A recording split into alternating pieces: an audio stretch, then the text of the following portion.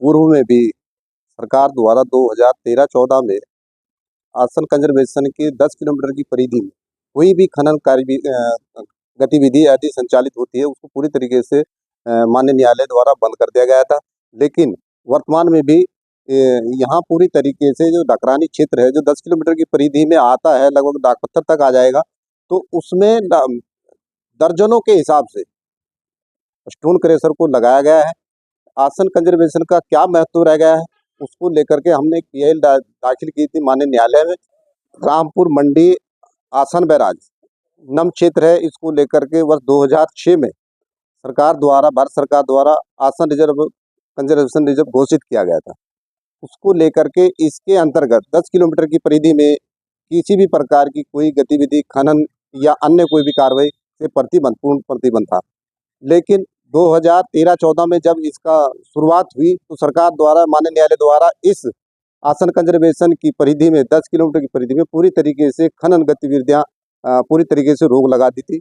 और उसे लेकर के अब वर्तमान में फिर पूरे डकरानी क्षेत्र से लेकर के डाकपत्थर तक का जो भी क्षेत्र आता है आसन कंजर्वेशन की 10 किलोमीटर की परिधि में, ना जाने कितने 15-20 2 दर्जन के करीब, 3 दर्जन 4 दर्जन, अभी काउंटिंग नहीं हुई है, लेकिन अभी जो काउंटिंग में है लगभग 15-16 के करीब स्टोन क्रेशर को लगाया गया है। उसको लेकर के हमने माननीय उच्च न्यायालय में उत्तराखंड माननीय न्यायालय में हमने एक पीआईएल दाखिल की थी, जिसको 9/1/2026 को माननीय न्यायालय ने सुना। और उसी पक्ष में आसन कंजर्वेशन रिजर्व घोषित के अंतर्गत यदि 10 किलोमीटर की परिधि में कोई स्टोन क्रेशर या खनन गतिविधियां संचालित है, तो उनके लिए सरकार को और माननीय संबंधित डीएम साहब को नोटिस जारी कर जवाब मांगा है कि किस कानून के तहत इनको आपने अनुमति प्रदान की। जिस समय आसन कंजर्वेशन रिजर्व घोषित हुआ तो संबंधित ग्राम सभाओं से एक कमेटियां बनाई गई थी, इको विकास समिति के नाम। उसमें मैं अध्यक्ष हूँ, वर्तमान में भी अध्यक्ष हूँ।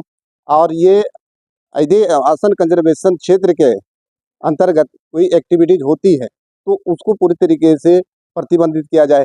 आज हमारा जो समिति, हमारा जो गांव के लोग हैं, वो पूरी तरीके से यदि अपने खेतों में भी जाते हैं तो उसके लिए भी फॉरेस्ट विभाग में वन विभाग उसकी पूरी गहनता से छानबीन करता है।